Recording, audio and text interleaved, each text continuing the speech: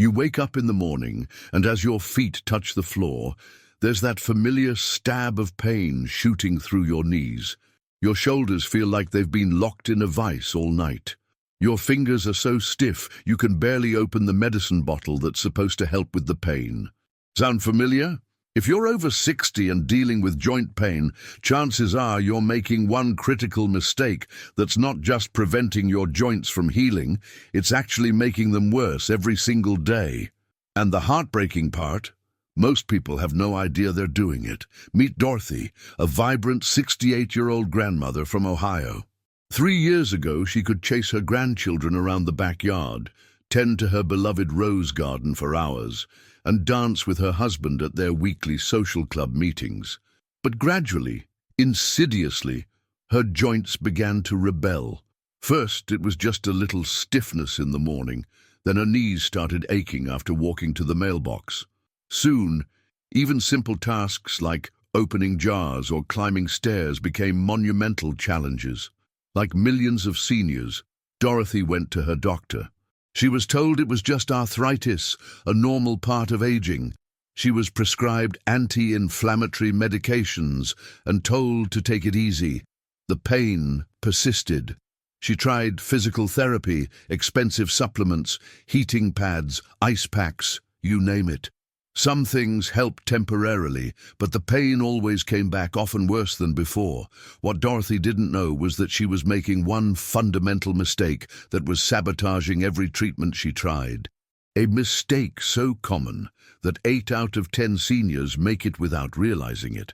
A mistake that turns your body's natural healing mechanisms against you and accelerates joint deterioration. Today, I'm going to reveal exactly what this mistake is and show you how to stop making it immediately. By the end of this video, you'll understand why your current approach might be backfiring and discover a simple shift that could change everything about how your joints feel and function. But first, let me ask you something.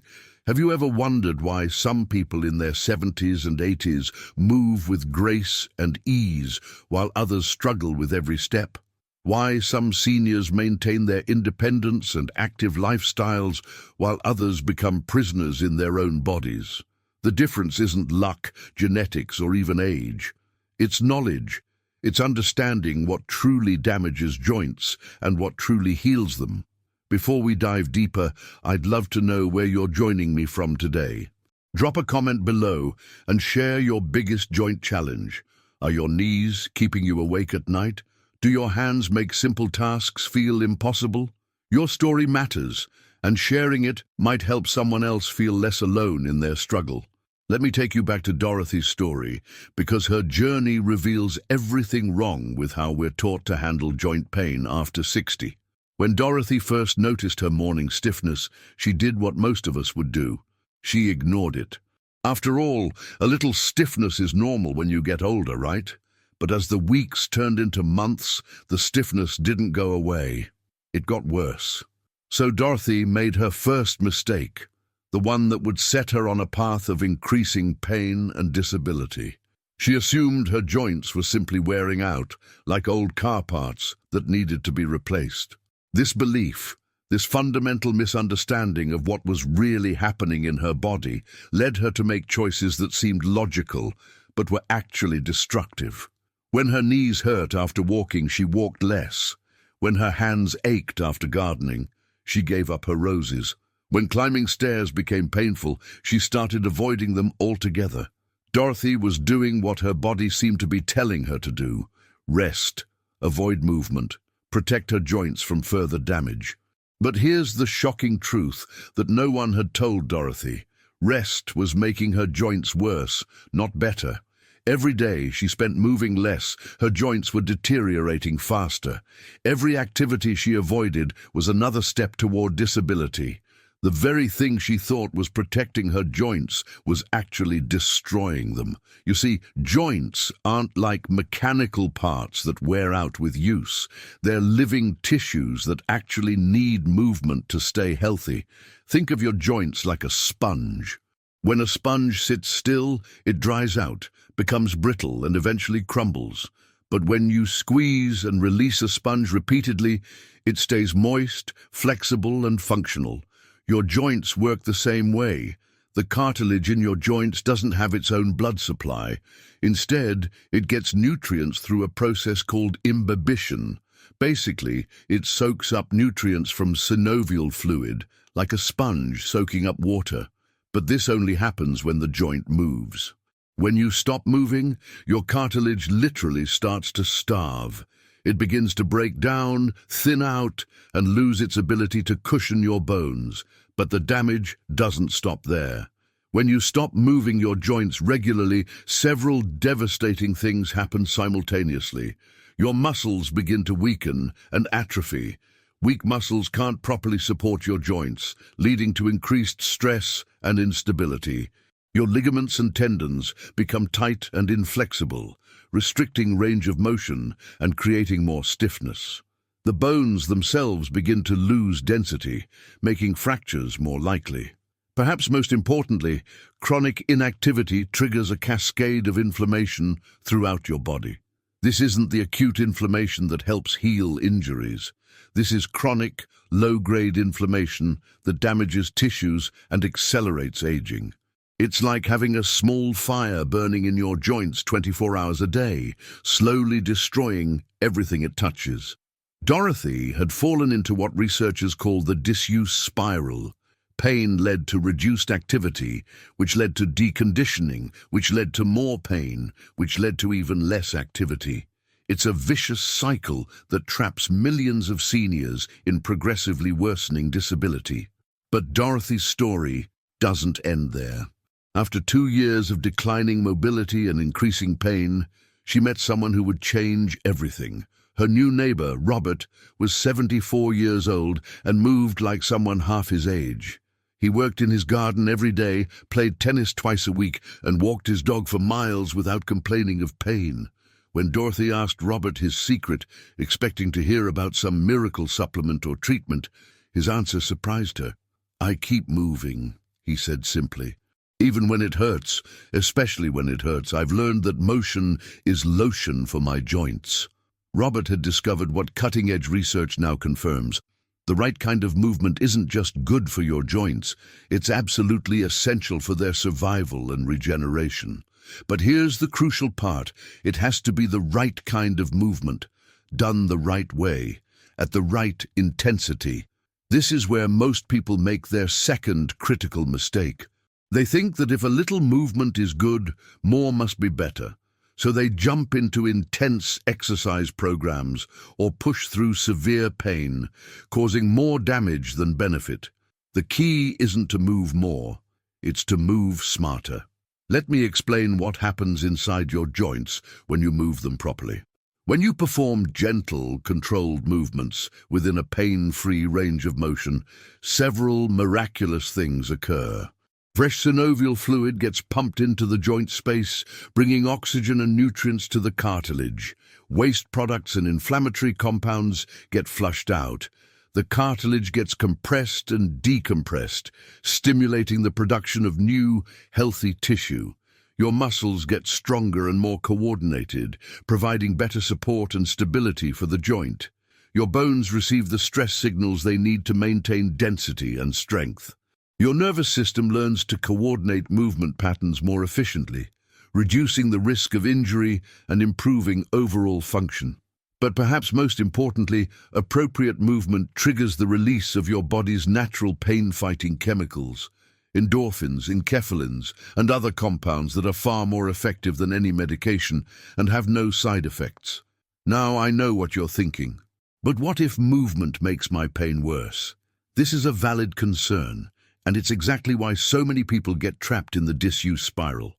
The truth is, when you first start moving joints that have been inactive, you may experience some temporary discomfort. This is normal and expected.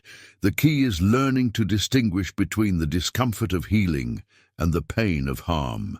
Here's a simple rule that can change your life. If the pain is sharp, shooting, or gets progressively worse during activity, stop. This could indicate actual tissue damage. But if the discomfort is dull, achy, and gradually improves as you warm up, that's usually just your joints waking up from their sleep. This type of discomfort typically decreases within 10–15 minutes of gentle movement and should be less the next day, not worse. Dorothy learned this distinction the hard way. When she first started moving again, following Robert's advice, everything hurt. Her knees protested when she walked to the end of her driveway. Her shoulders ached when she reached for items on high shelves. But Robert had warned her this would happen. "Your joints are like bears coming out of hibernation," he told her. "They're going to be grumpy at first, but they'll remember how good it feels to move." So Dorothy started small. She began with just 5 minutes of gentle movement each morning. She would slowly bend and straighten her knees while sitting in her chair. She would gently roll her shoulders and reach her arms overhead.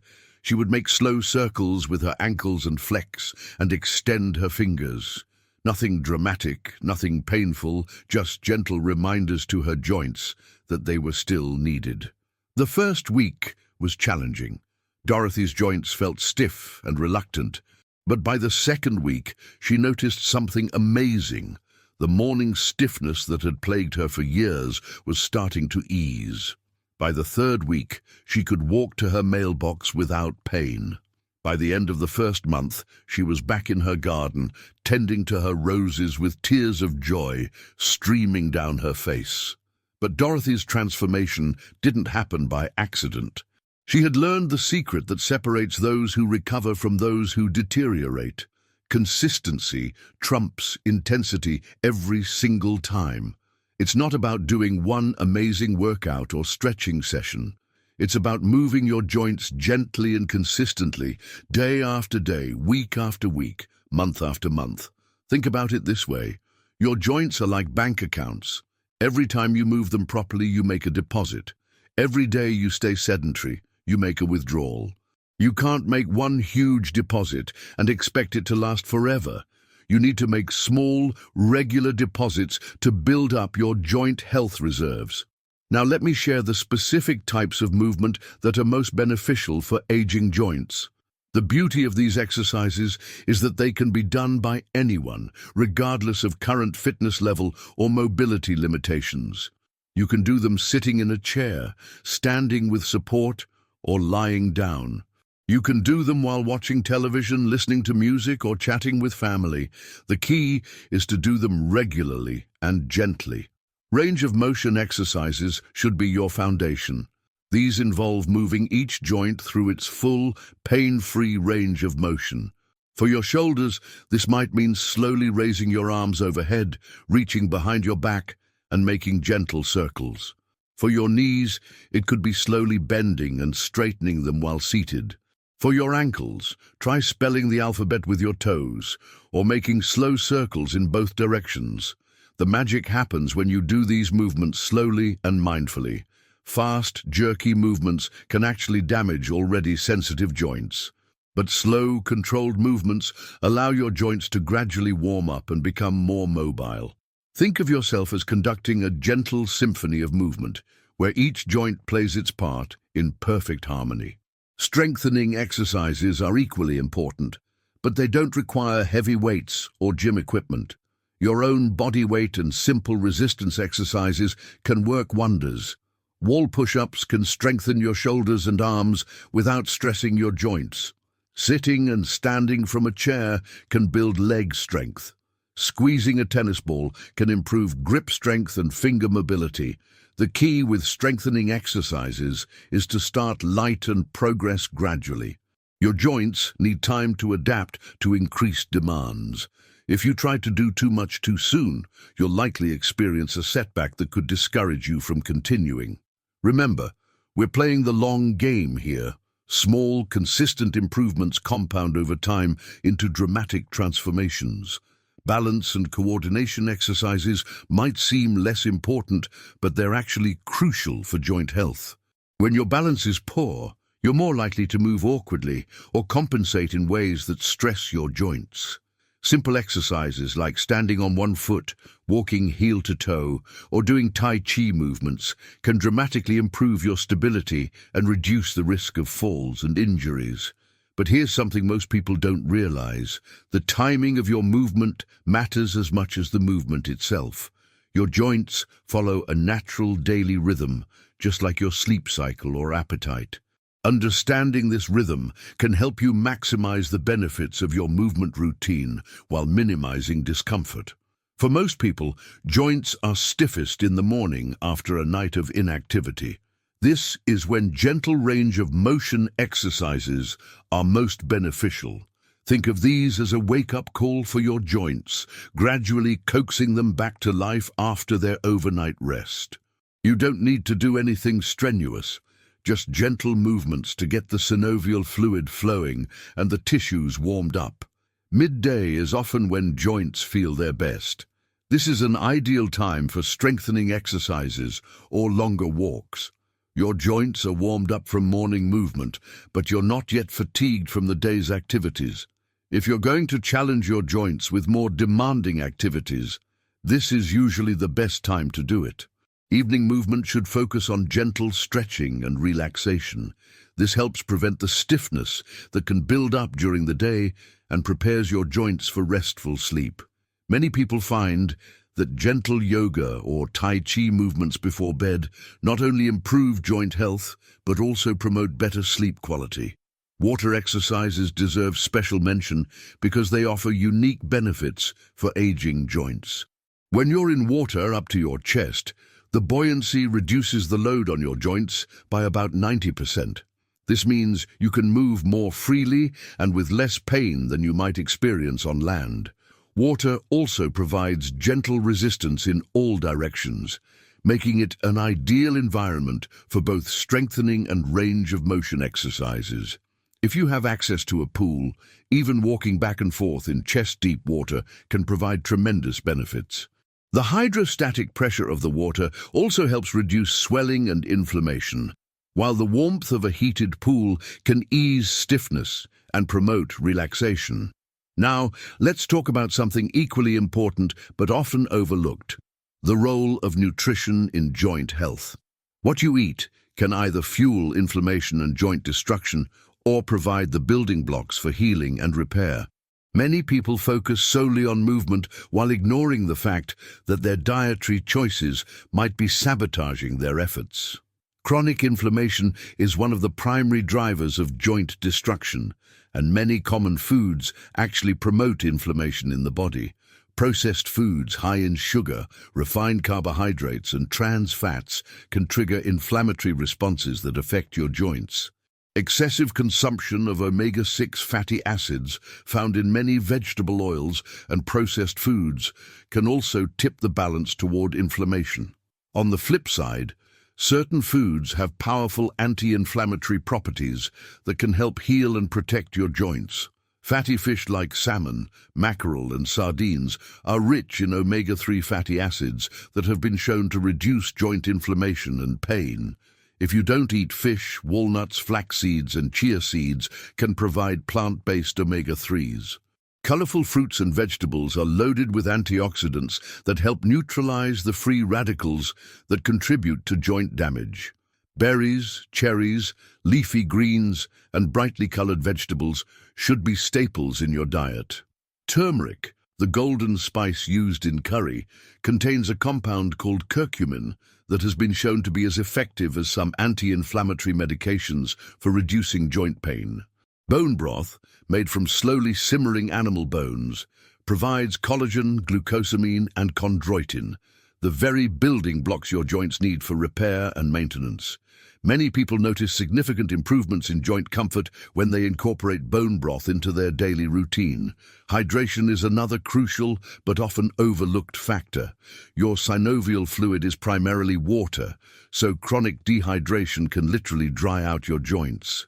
Many seniors don't drink enough water throughout the day, either because they've lost their sense of thirst or because they're worried about frequent bathroom trips. But proper hydration is essential for joint lubrication and overall health. Sleep quality also plays a crucial role in joint health that most people don't realize. During deep sleep, your body produces growth hormone, which is essential for tissue repair and regeneration.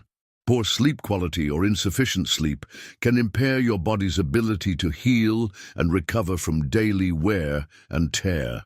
If joint pain is keeping you awake at night, you might be stuck in another vicious cycle. Pain disrupts sleep. Poor sleep increases inflammation and pain sensitivity, which leads to more pain and worse sleep. Breaking this cycle often requires a multifaceted approach that addresses both the physical and sleep-related aspects of joint health. Creating a sleep-friendly environment for your joints might mean using supportive pillows to maintain proper alignment, keeping your bedroom at a comfortable temperature, and developing a relaxing bedtime routine that includes gentle stretching or meditation. Let's talk about stress, because it's one of the most underestimated factors in joint health. Chronic stress triggers the release of cortisol and other stress hormones that promote inflammation throughout your body. When you're constantly worried, anxious, or overwhelmed, your joints suffer along with the rest of your health. Many seniors face unique stressors: concerns about health, finances, or losing independence, grief over the loss of friends or family members, frustration with physical limitations, or fear of becoming a burden to their loved ones. These psychological stresses can manifest as very real physical symptoms, including increased joint pain and stiffness. Learning to manage stress effectively isn't just good for your mental health, it's essential for your joint health. Simple stress management techniques like deep breathing, meditation, gentle yoga, or even regular phone calls with friends can have measurable effects on inflammation levels and pain perception. Social connection deserves special mention because isolation and loneliness have been shown to increase inflammation as much as smoking or obesity. Staying connected with others, whether through family, friends, community groups, or religious organizations, isn't just emotionally fulfilling. It's medically necessary for optimal joint health. Now, let me address something that stops many people from taking action: the fear that it's too late. Dorothy was 68 when she started her journey back to mobility. I've worked with people who didn't start prioritizing their joint health until their 70s, 80s, and even 90s. Your joints have an amazing capacity for adaptation and healing, regardless of your age. Yes, the process might take longer if you've been sedentary for years. Yes, you might need to start more gradually than someone who has stayed active. But the principles remain the same: consistent, gentle movement, proper nutrition, adequate rest, and stress management can improve joint health at any age. The key is to start where you are, not where you think you should be. If you can only do 5 minutes of gentle movement, start there. If walking to the mailbox is challenging, make that your initial goal. Every small step forward is a victory worth celebrating. It's also important to understand that progress isn't always linear. You might have good days and bad days. You might experience temporary setbacks due to weather changes, stress, or overdoing activities. This is normal and doesn't mean you're failing or that the approach isn't working. The trend over time is what matters, not day-to-day fluctuations. One of the most common mistakes people make when starting a joint health program is trying to do everything at once. They drastically change their diet, start an exercise program, begin taking supplements, and stress themselves out trying to be perfect. This all-or-nothing approach often leads to burnout and abandonment of the program. Instead, choose one small change to focus on for the first week or two. Maybe it's doing 5 minutes of gentle movement each morning. Maybe it's drinking an extra glass of water each day. Maybe it's taking a short walk after dinner. Once that habit feels natural and automatic, add another small change. This approach, sometimes called habit stacking, is much more sustainable and leads to lasting transformation. Let me share another success story that illustrates the power of this approach. Frank, a 73-year-old retired mechanic, had been dealing with severe hip pain for over 5 years. He'd had cortisone shots, tried every over-the-counter pain reliever, and was told by his doctor that hip replacement was his only option. Frank was terrified of surgery and felt hopeless about his situation. Frank's transformation began with one simple change. He started doing gentle hip circles while holding onto his kitchen counter every morning while his coffee brewed. That's it.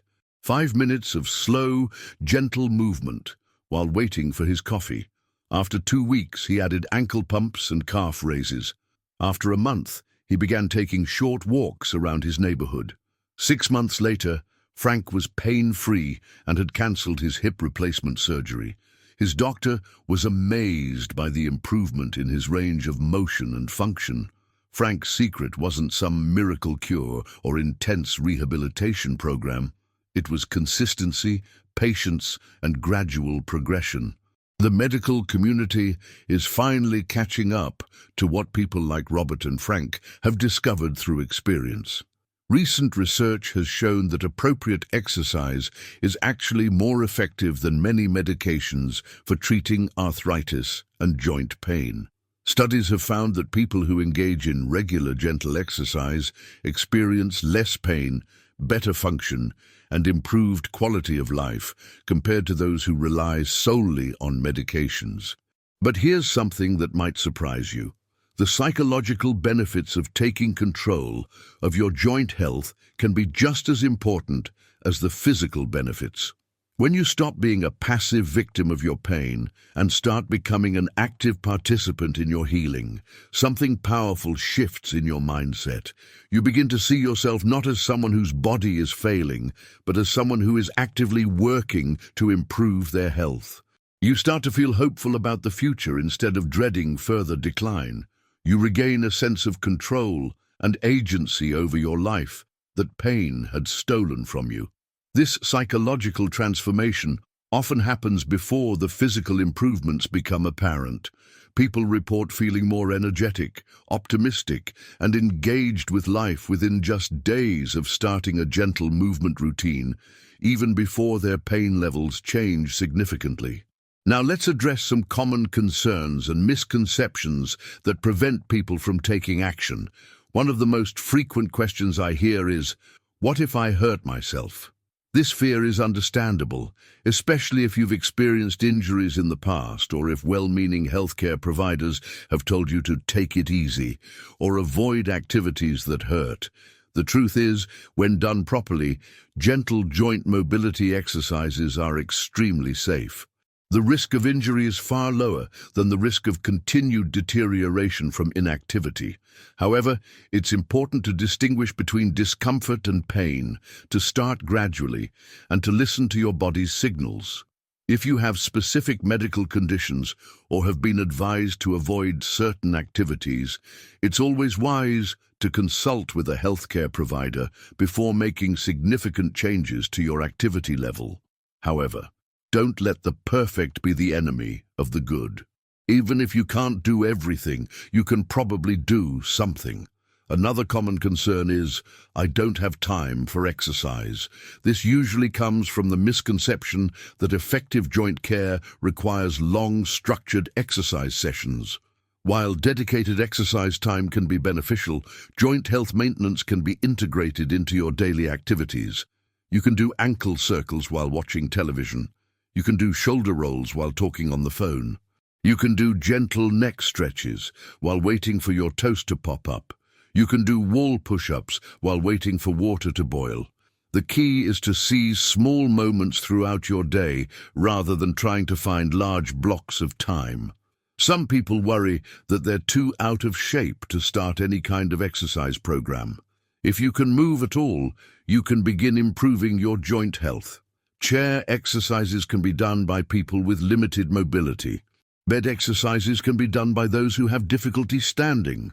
Water exercises can be done by people who can't exercise comfortably on land.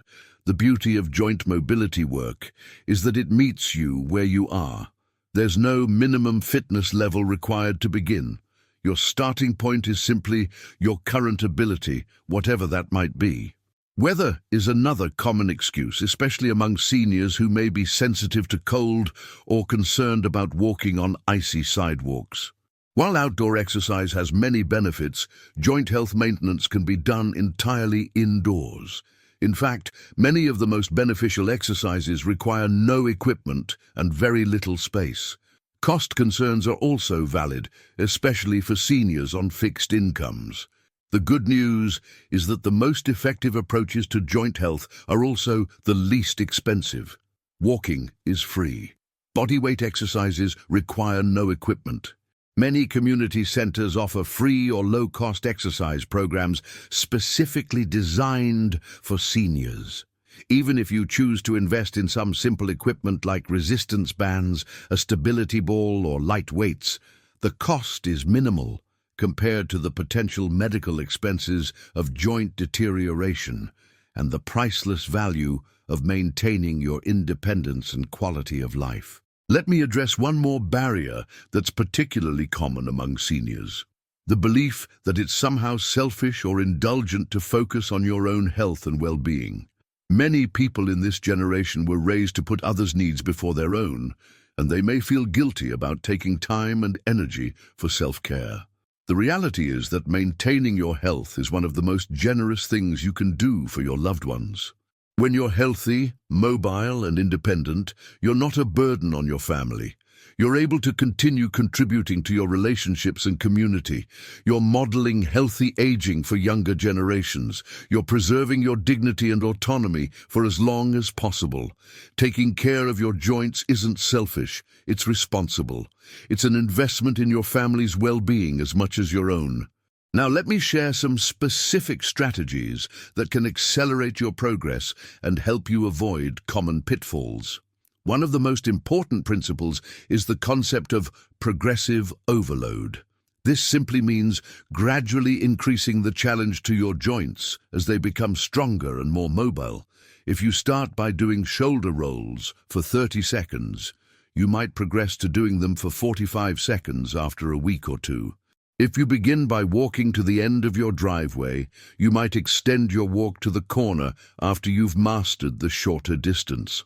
The key is to make small increases that challenge your joints without overwhelming them. Another crucial strategy is to pay attention to your body's response to activity. Mild muscle soreness the day after exercise is normal and indicates that you're challenging your muscles appropriately.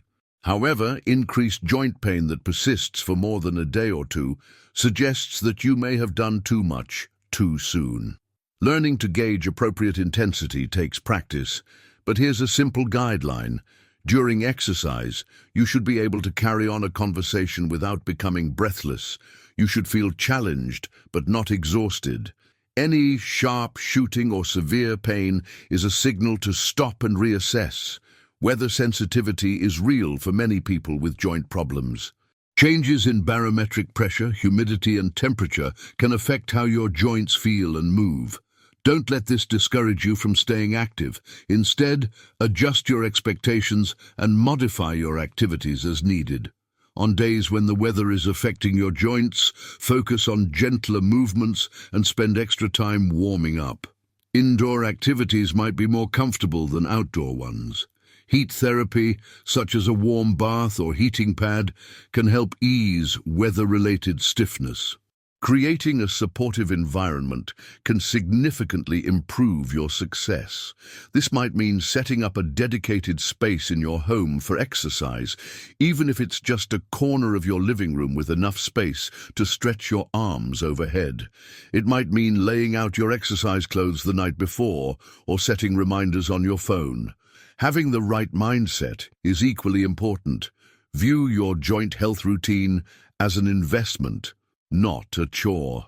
Focus on how movement makes you feel, rather than just the physical outcomes. Celebrate small victories and be patient with yourself on difficult days. Consider enlisting support from family members or friends. Having an exercise buddy, even one who participates virtually through phone calls or video chats, can provide motivation and accountability.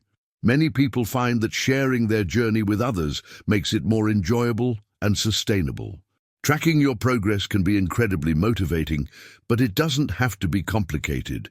You might simply note how you feel each day on a scale of 1 to 10.